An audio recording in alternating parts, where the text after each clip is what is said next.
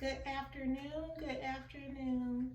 So I know I said I was going to come to you guys with a video today, and I am going to talk about part of my healing. It's something that I've gone through and I'm still going through.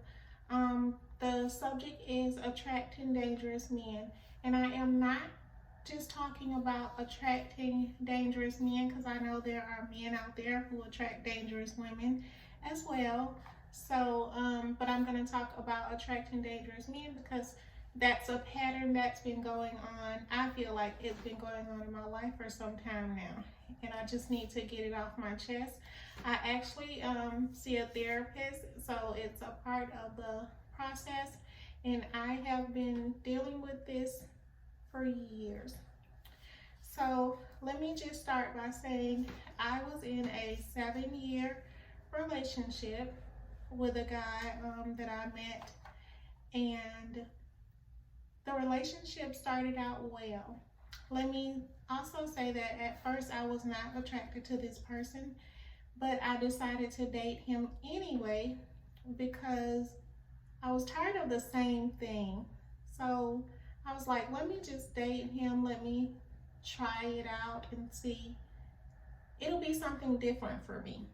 So although I was not attracted to him, I started dating him, and I actually fell in love with the person. So in 2013, I believe, may have been 2012, not sure.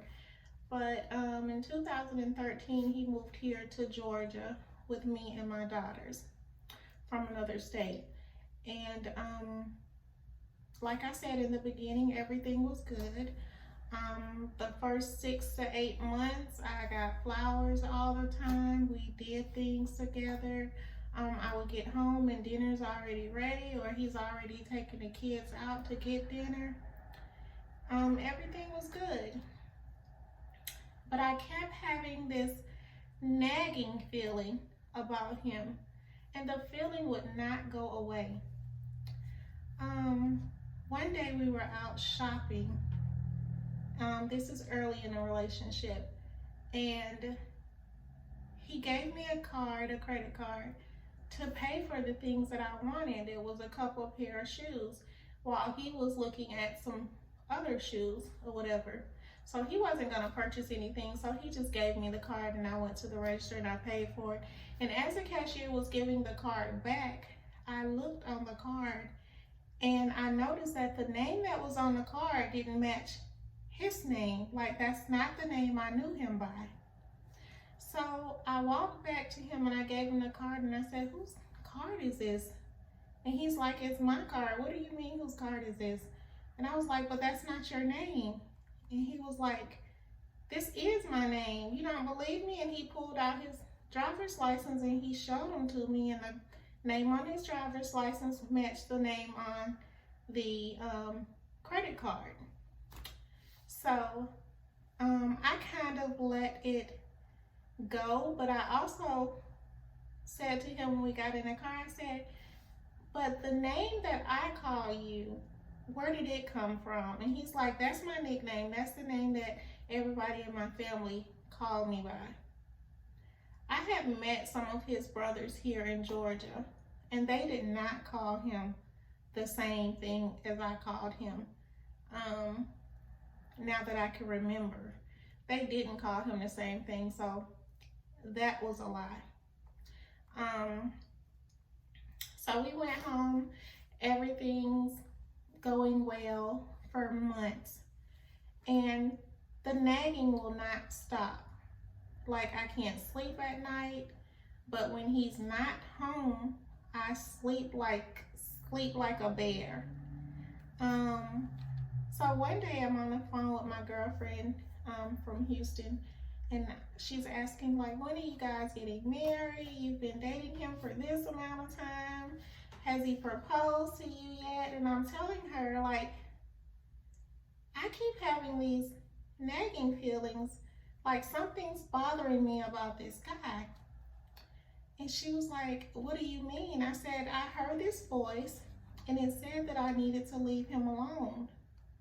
And it was like a clear voice. And she was like, Kia, that's the Holy Spirit.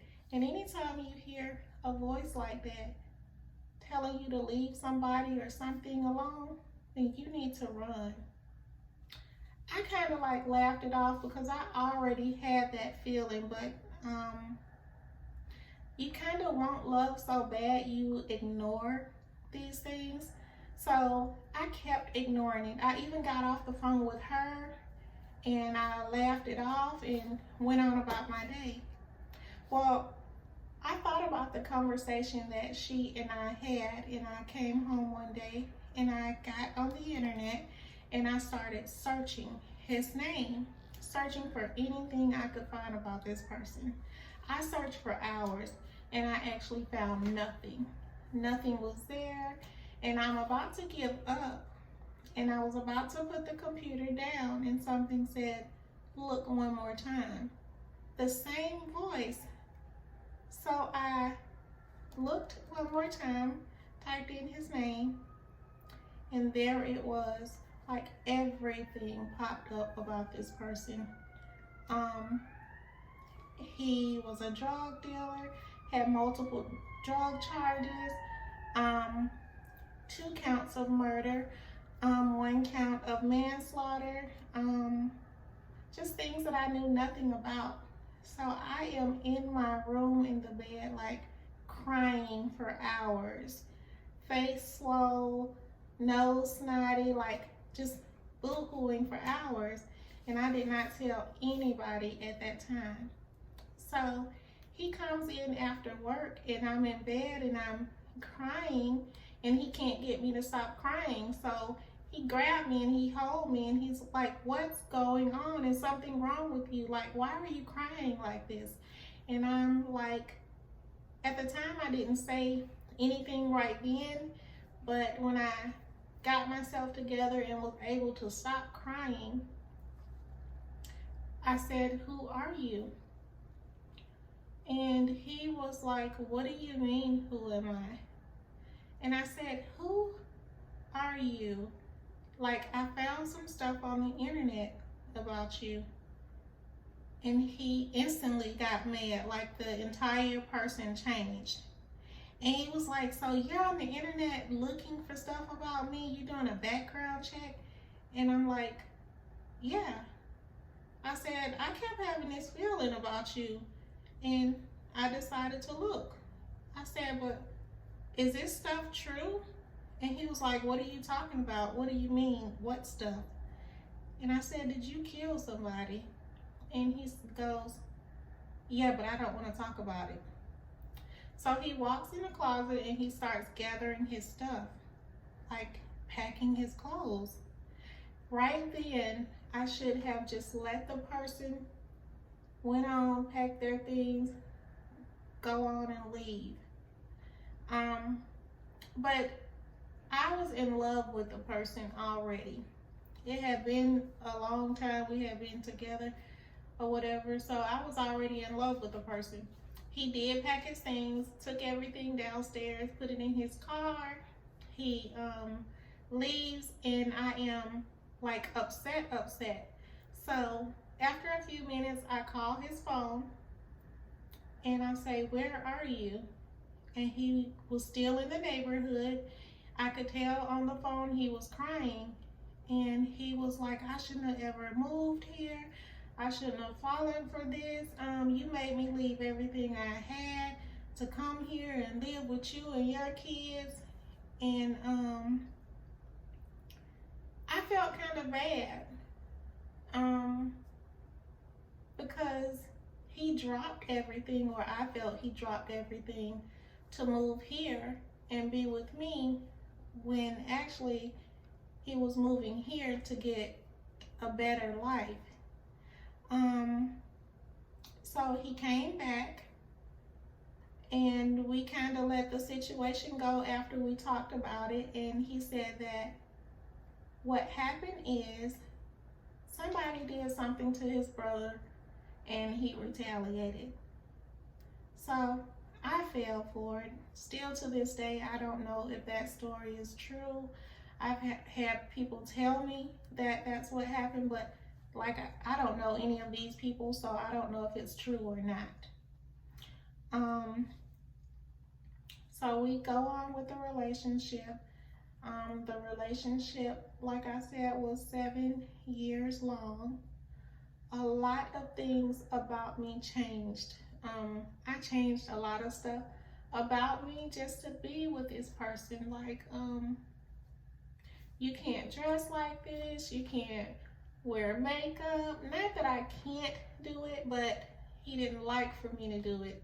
So a lot of stuff about me changed.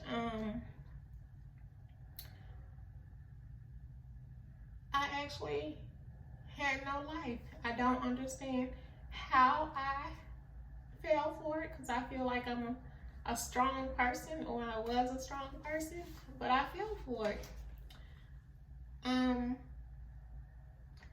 Yeah, so back to the story. Everything was okay until I found out the things I found out about him.